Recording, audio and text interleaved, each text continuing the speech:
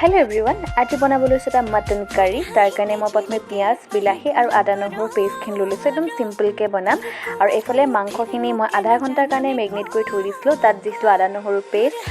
meat মছলা গৰম মছলা জিৰা মছলা নিমখ আৰু হালধি আৰু এফালে তেলখিনি গৰম হ'বলৈ দিলো গৰম হোৱাৰ পাছত